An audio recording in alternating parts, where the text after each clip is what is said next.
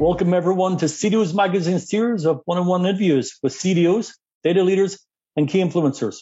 I'm your host, Robert Ludden, Vice President Central Consultants, and I'm coming to you today from Toronto, Canada, working with the CDO magazine, the MIT CDO IQ Symposium, and the International Society of Chief Data Officers. Today, I'd like to introduce Josh Peterson, who is the Interim Director of the Health Plan Business Intelligence at Kaiser Permanente. Welcome, Josh. Thank you, Robert. I appreciate it. Truly appreciate the opportunity to talk to you in CDO Magazine. The pleasure is all ours. You're very gracious with your time. And maybe for our audience, I'd like to kind of a little bit of background. Can you maybe tell us how, and we were just talking off camera, long story, but maybe you can shorten it, how you actually became the interim director at the Health Plan BI at KP? Sure, Robert. And so my path to data and analytics and to KP and healthcare in general is a bit untraditional. As many analytical leaders, they actually come from, as you know, the computer science backgrounds. And I was an economics and finance major in my undergrad. And so I really cut my professional teeth in banking and financial services. I remember my first job, I was actually trading $9 billion of Fed funds for a large regional bank in Ohio. It's actually funny because I would actually try to build out and apply statistical models that I had learned in my MBA program to try and predict price movements for those Fed funds, and also the euro as well, because I traded the euro as well.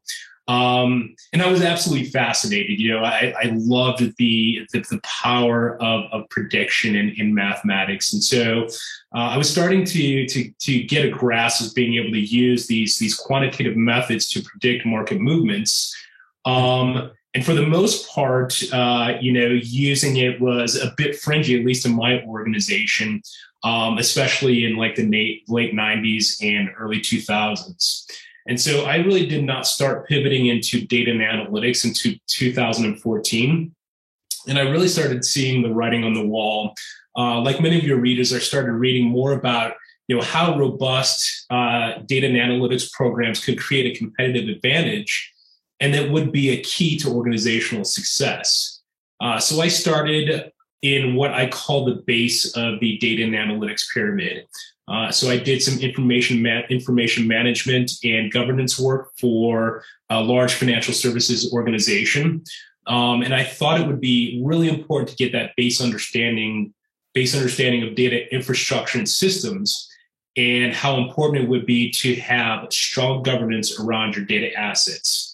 And it was something that I would have been exposed to if I went a more traditional route.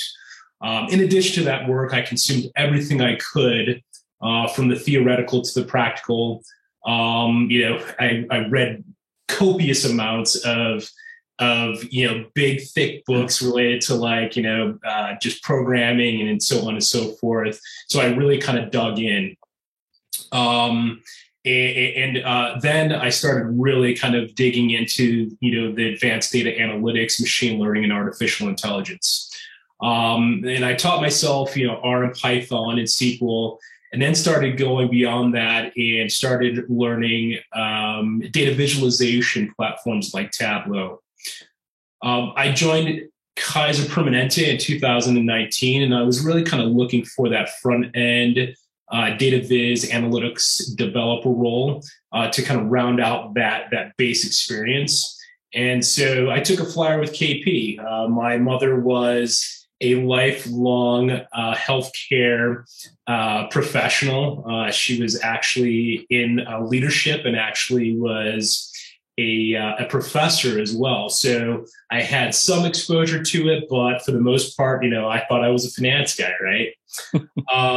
So they kind of really took a flyer on me as well. So I initially joined the organization as a senior data analyst, and I built out several reports for them in what we called the outside medical space or care continuum space. It was a huge problem for them. They had like a $1.5 billion of spend in that particular space that they just could not get a handle on. They didn't know what was what in terms of, who those most expensive members are, where. So we handle a lot of, because here in Colorado, we don't have a lot of medical office buildings. We outsource a lot of our services to third parties, and we did not have a handle on the cost to those third parties. So what I did was, really kind of shed some light on this expenditure. Tell the truth. Did they build the movie The Wolf of Wall Street on your trades back when you were trading the billions of dollars in euros?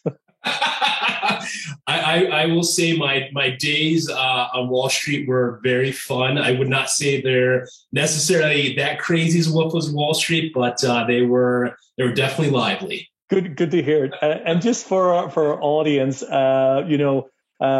Josh has got a varied background and has got a lot of good core skills that we want to delve into. So one of those first ones right out of the bat is leadership. That Josh has been a leader for several years now.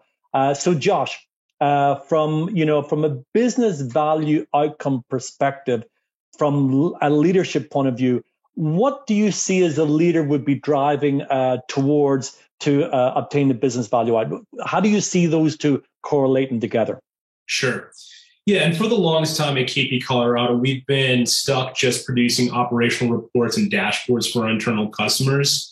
While these outputs are super important for our lines of business and operational leaders, it's something that I've been pitching lately is moving more towards predictive models and analytical insights as opposed to just reporting counts, right? I mean, like I said, they're really important, but we want to move from being more proactive instead of reactive, right? And so that's something that we're really moving towards, right? And so I'm starting to discuss the power of advanced analytics and approaches like machine learning. And we're doing projects such as membership voluntary termination, and also we're also looking at things like, okay, which one of our members, what does the characteristic look like for readmission, and we'll get to the point now where we can say, okay, which one of these members would have a high probability of readmitting, and what can we do to prevent that? Yeah, so something that we hear a lot of is this, offense versus defense, right? You want to create an offensive strategy with your predictive models. Absolutely. So congratulations on that. We also believe that some CDO and data leaders believe that to be a successful leader in any organization these days, that one must not only become data-driven, but also increasingly should have a strong profile in data and analytics. Can we ask what's your thoughts on this? And if so, why? Sure. Absolutely. I believe data leaders need to approach any problem and say, how can we address these issues and solve a problem with data, right? So being data-driven is an absolute imperative. I think that CDOs or other data leaders need to have a strong foundation in infrastructure and systems, information management, and governance as well. And obviously, that front-end analytics experience. It's crucial to have that rounded experience, especially as older and not necessarily natively digital companies look to restructure their IT, their talent, and their processes to better take advantage of the massive amounts of data that their organizations produce. I also think it's absolutely important for those leaders to understand the businesses they support as well. We'd like to thank you for your time today. We really appreciate it. And we certainly hope we get a chance to come back and share your knowledge and experience, especially the cool things that you're doing with Kaiser Permanente. So thank you, Josh. Thank you, Robert. I appreciate it. And for our listeners, please visit cdomagazine.tech for additional interviews. Thank you.